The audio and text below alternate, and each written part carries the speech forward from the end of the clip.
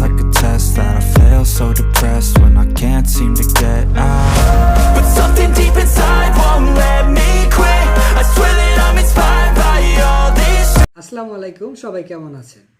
আজকের ভিডিওতে আমি দেখাবো যারা সিঙ্গাপুরে প্র্যাকটিক্যাল ক্লাস করতেছে, ভার্টিক্যাল পার্কিং, প্যারালাল পার্কিং এখনও তারা করেনি, বা যারা থিওরিতে আছে যখন আপনার প্র্যাকটিক্যাল ক্লাস করে তাদের জন্য খুবই উপকারী হবে। কিন্তু এই ভিডিওটা শুধু তাদের জন্যই, অন্য কারোর জন্য না।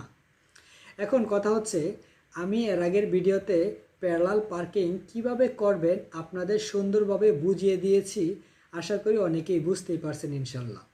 আর আজকে আমি দেখাবো ভার্টিক্যাল পার্কিং কত সহজে বা আপনারা খুব দ্রুত করতে পারেন, তার জন্য আমি সুন্দরভাবে বুঝিয়ে এখন বলে দেব। আর যারা প্যারালাল পার্কিংয়ের ভিডিওটা দেখে নাই, আমার ডেসক্রিপশনে ভিডিওটা দেয়া আছে, অবশ্যই আপনারা দেখে নেবেন। কারণ প্যারালাল পার্কিং আর ভার্টিক্যাল পার্কিং খুবই গুরুত্বপূর্ণ একটা লেসন। এই দুইটা অনেকেই যে কোনো একটার মধ্যে সমস্যা হয়ে যায়, বা অনেকের দুইটাই করতে সমস্যা। কিভাবে আপনারা সুন্দরভাবে ভার্টিক্যাল এবং প্যারালাল পার্কিং করতে পারবেন, অবশ্য আমি এখন আপনাদের দেখিয়ে দেব। চলুন কথা না বলে আমরা দেখে আসি। এই যে এইটা হচ্ছে আমাদের ভার্টিক্যাল পার্কিং লট। এই ভার্টিক্যাল পার্কিং লটটা ঢুকার সময় হলো 3 মিনিট, মানে আমরা পার্কিং করতে হবে 3 মিনিট সময়।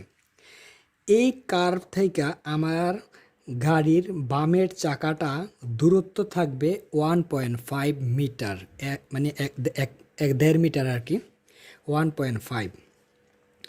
এখন আপনি প্রথমে যখন ঢুকবেন, ঠিক আছে, এখন 1.5, কিন্তু আপনি তো আর মাপতে পারবেন না, তাই না? আপনার একটা সোজা একটা আইডিয়া থাকতে হবে। এই যে মাঝখানের যে একটা লাইন আছে, এই লাইনের পাশাপাশি রাখা আমাদের দরকার, ঠিক আছে, পাশাপাশি রাখতে হবে।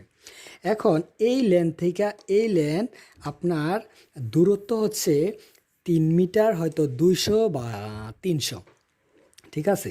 আর আমাদের যেই গাড়িটা আমরা সেন্টারে চালাবো, এই গাড়ির মানে আপনার মিটার হচ্ছে এই 1 মিটার 700, 1.7। তো এখন 1.7, তো এখন 1.7, আর আমাদের লেনটা হচ্ছে 3.3, ঠিক আছে। তো আমরা যখন এই জায়গায় পার্কিং করব, ঠিক 1.5 মিটার থাকবো আর কি, 1.5 মিটার থাকবো। এখন আপনি একটা মানে সবসময় এই দাগটা ফলো করবেন। এই দাগের অনুযায়ী যে প্রথমে ঢুকলেন, ঠিক আছে, ঢুকার পরে আপনি এই লাইনটার পাশাপাশি যেমন আপনার রাইট সাইডের চাকাটা থাকে, ঠিক আছে, ওপরে রাখবেন না, মানে একটু গ্যাপ রাখবেন, ঠিক আছে। এই যে আপনার ফটো হচ্ছে, প্রথমে তো ঢুকলেন, ঠিক আছে। দ্বিতীয় নাম্বার হচ্ছে এই যে দেখছেন আমাদের এই যে এই দাগটা দেখছেন, আর এই যে এই দাগটা। এখন গাড়িটা হচ্ছে, দেখেন এই যে এটা কিন্তু গাড়ি, দেখা যায় কিনা আমি জানি না। এই যে গাড়িটা, ঠিক আছে, এই গাড়িটা পাশাপাশি রাখছে কিন্তু। তা আমাদের করণীয় হচ্ছে 2 নাম্বার কথা হচ্ছে যে আমরা একবারে দাগের পাশাপাশি রাখবো, ঠিক আছে। দাগের পাশাপাশি রাখলে আমাদের যখন আমরা এই ভিতরে ঢুকবো তখন ইজি হবে। যদি আমি মাঝামাঝি থেকে আমি বামে টান মারি, হয়তো আমার একেবারে রাইট সাইডে চলে আসবো, ঠিক আছে, টাচ লেগে যাব। তার জন্য আমাদের গ্যাপটা রাখতে হবে 1.5, মানে একেবারে সোজা কথা হচ্ছে এই দাগের পাশাপাশি রাখতে হবে ডানের চাকাটা। তো এখন ধরুন এই যে আপনি এই জায়গায় রাখলেন, ঠিক আছে, এই জায়গায় রাখার পরে যখন বলবে যে তুই স্টার্ট কর, মানে আপনার ওই যে ভিতরে টিচার থাকবে, তখন আপনি সিগন্যালটা দিবেন, বামের সিগন্যাল দিবেন, বামে চেক করবেন, ডাইনে চেক করবেন, পিছনে চেক করবেন, ব্লাইন্ড স্পট চেক করবেন, ঠিক আছে। চেক করার পরে যখন আপনি রিভার্স গিয়ারটা ফালানোর পরে যখন ফালাবেন, আস্তে আস্তে যখনই আপনি দেখবেন ভিতর থেকে এই যে বামের প্যাসেঞ্জারের ডোরের এই যে কর্নারটা যখন আপনি দেখবেন, এই কর্নার দিয়ে যখন আপনি দেখবেন এই যে এই কর্নারটা যখন আসতেছেন, এই কর্নার দিয়ে মানে ভিতর থেকে এই কর্নার দিয়া আপনি দেখবেন এই কর্নারটা, তখনই আপনি ফুল বামে কাটবেন। ফটোটা আমি দেখাচ্ছি। এই যে ভিতর থেকে প্যাসেঞ্জারের দরজার কর্নারে, এই যে বলছিলাম এই কর্নারে ঠিক আছে, এই কর্নারে যখনই আপনি দেখবেন, দেখছেন তীরের মতো, যখনই আপনি দেখবেন এই কর্নারটা, তখনই আপনি ফুল বামে কাটবেন। ঠিক আছে, ফুল বামে।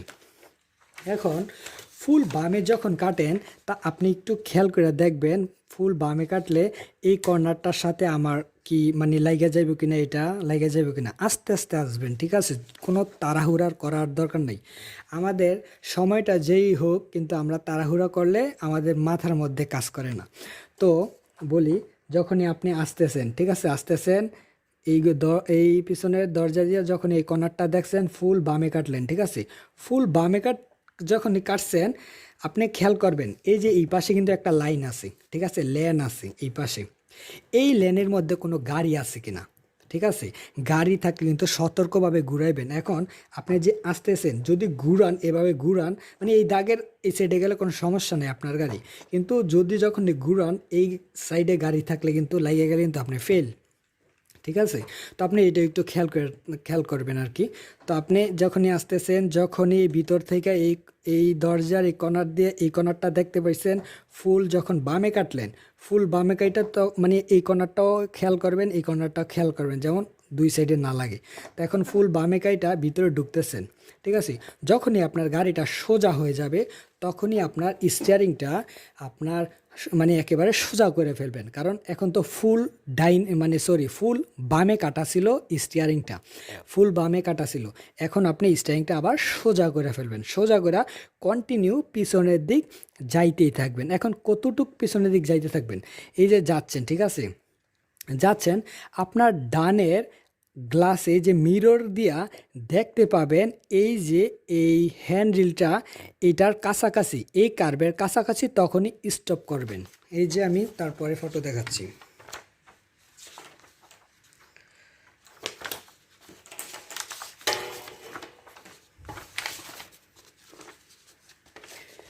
এই যে দেখুন, যখনই আপনি আসলেন, ঠিক আছে, এই পর্যায়ে আসলেন, এই যে দেখেন ডানের